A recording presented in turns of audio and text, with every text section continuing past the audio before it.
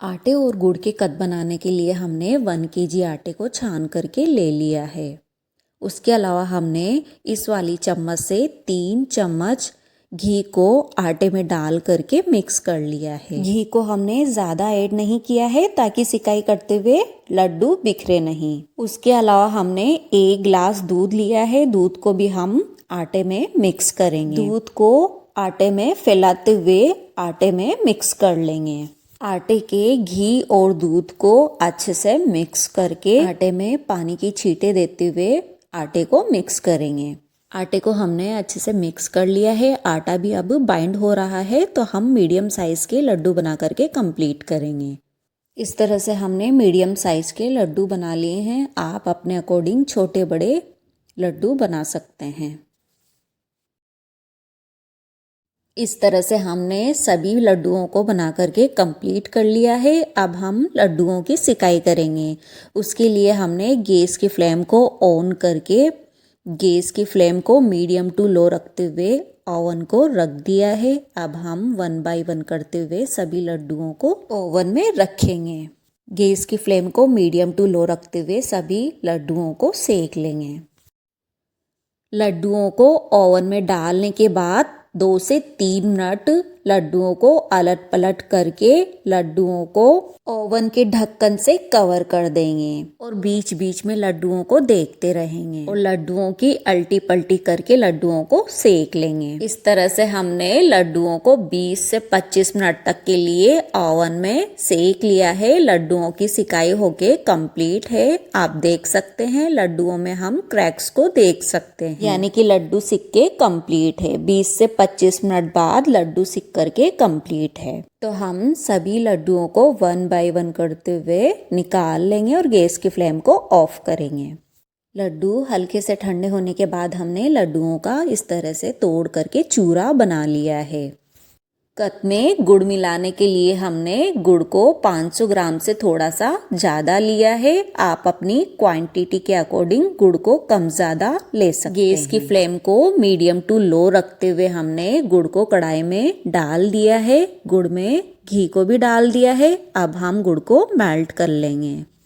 मोटी वाली चलनी में हमने इस तरह से लड्डुओं का चूरा करके निकाल लिए हैं। बाकी के बचे हुए मोटे वाले हिस्से को हमने जार में डाल करके पीस लिया है और चलनी में निकाल लिया है। मोटी चलनी में चालने से एकदम बहुत ही बढ़िया दाना बन करके कंप्लीट हुआ है। आप देख सकते हैं इस तरह से हमने सभी लड्डुओं को दरदरा पीस करके छान लिया है। दाना भी बहुत ही बढ़िया बन करके कंप्लीट हुआ है। तो अब हम गुड़ को देख लेंगे। गुड़ भी अच्छे से मेल्ट होके कंप्लीट है। गुड़ को हमने घी में मेल्ट किया है। गुड़ की चाशनी नहीं बनाई है। गुड़ भी अच्छे से मेल्ट होके कंप्लीट है। तो अब हम गैस की फ्लेम को ऑफ करेंगे और गुड़ को मिला देंगे। गुड़ अभी गर्म है तो हम इस तरह से चम्मच से ही मिक्स करेंगे। कत में मिलाने के लिए हमने ऑलरेडी 1 बाउल शक्कर को पीस करके कंप्लीट कर लिया था। यदि आप चाहें तो शक्कर का बूरा भी ले सकते हैं।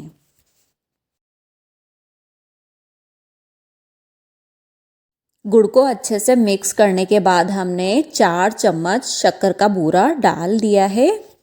8 से 10 पिसी हुई इलायची पाउडर, रोस्ट किए हुए 2 चम्मच तिल। तिल्ली को हमने ऑलरेडी सेक करके कंप्लीट कर लिया था।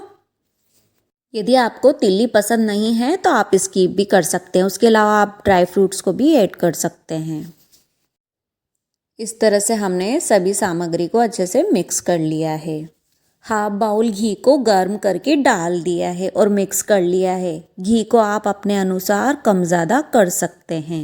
अब हम पिसी हुई शक्कर को इस तरह से बर्तन में नीचे तले पर फैला करके ऊपर से कत का चूरा डाल देंगे और उसको भी फैला लेंगे। 1 इंच की परत रखते हुए हमने चूरे को फैला दिया है। बाकी के बचे हुए चूरे को भी हमने दूसरी प्लेट में फैला दिया है।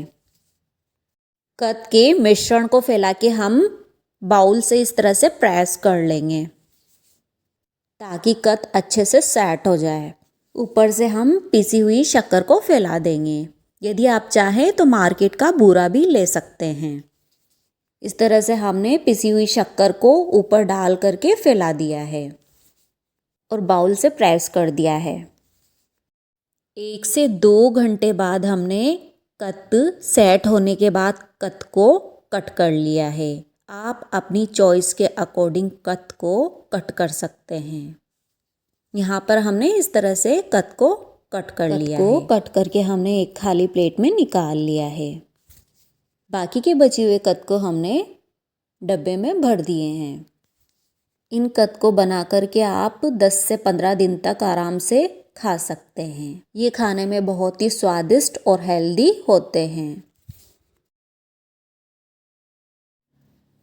इस तरह से यदि कत की रेसिपी पसंद आई हो तो ज़्यादा से ज़्यादा लाइक, शेयर, सब्सक्राइब करना, बेल आइकन को भी प्रेस करना ताकि आने वाली नई वीडियो की नोटिफिकेशन आपको मिलती रहे। तब तक के लिए आपको धन्यवाद।